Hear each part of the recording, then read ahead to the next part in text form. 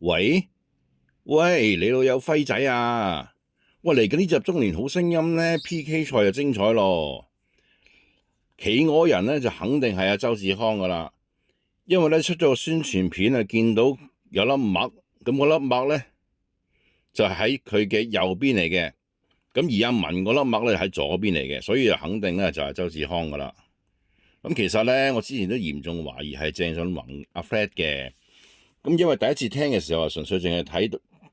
唔到個樣啦，聽到個聲音啦，個聲音就完全係阿 Fred 嘅聲嚟嘅。咁啊，最新宣傳片呢，就睇到蒙面嘅歌手下半部分呢，嗰塊黑色嘅紗呢，就已經冇再遮住啦。咁啊，下巴同個口睇得好清楚啦。咁啊，除咗粒麥之外呢，對比翻阿鄭俊弘個下巴呢，就冇咁尖嘅。同埋個面型啊冇咁方，下巴咧就比較有肉啲嘅。阿 Fred 就咁啊，再加上睇翻啲鬚根咁犀利嘅話咧，咁啊基本上都可以肯定咧係阿周志康噶啦，係咯，你都覺啊咧。咁一開始咧，佢唱完嗰隻 Touch 之後咧，咁大家好多人都估係佢噶啦。咁但係當時當然係唔可以穿得橋啦，因為始終呢個第四屆嘅中年好聲音，其實主要嚟講咧就係捧呢一班嘅蒙面歌手噶啦，咁所以就唔穿得橋嘅。咁所以咧訪問嘅時候咧，佢都話啊，睇下紅唔紅到啊，睇彩數啦，啊對方都唱得好好嘅咁樣啦。咁但係隨住嚟緊越嚟越近嘅時間咧，咁就發覺亦多咗啲端倪咯。咁啱啱對上咧，咁佢出席活動嘅時候啦，咁啊同埋老婆啦，同埋囡囡啊一齊出嚟活動嘅時候，咁就有人訪問佢啦。咁佢都話因為呢一個俾人話係佢係企鵝人嘅話，就令到佢多咗機會咧，咁佢都好開心。咁咧同埋咧就話喺屋企練歌練多咗啊咁樣樣，咁其實都好明顯㗎啦。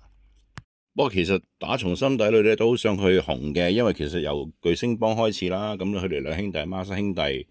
咁其實嗰個外形非常之好啦，咁同埋係唱得好好啦，咁其實都好想佢哋可以有成就啊咁樣，咁但係可能即係機緣未到啦，咁佢哋而家都一路都繼續喺音樂方面發展，都唔會話丟棄咗咁樣，其實都真係好適合中年好聲音呢一個核心嘅初心嘅。咁啊，真係好希望呢一次佢可以真係大紅大紫啦！突然間諗翻起咧，喺好多年前啊，咁啊，有一次同朋友唱 K 啦，咁啊唱 K 嘅時候咧，咁原來佢又識得周志康，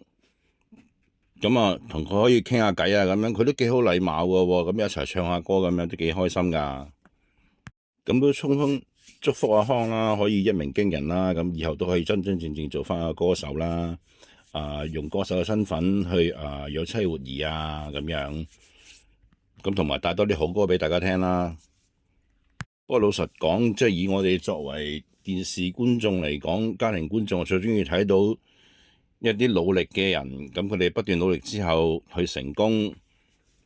係最好睇嘅，咁所以咧真係好想佢可以入到三甲啦。不過其實講真，就算第幾名都好啦，最重要都係睇翻 TVB。之後係點幫佢去做，或者有冇長遠嘅計劃去幫佢嘅啫。好啦，今次同你八住咁多先啦。訂閱噃，分享俾你嘅親戚朋友。好啦，拜。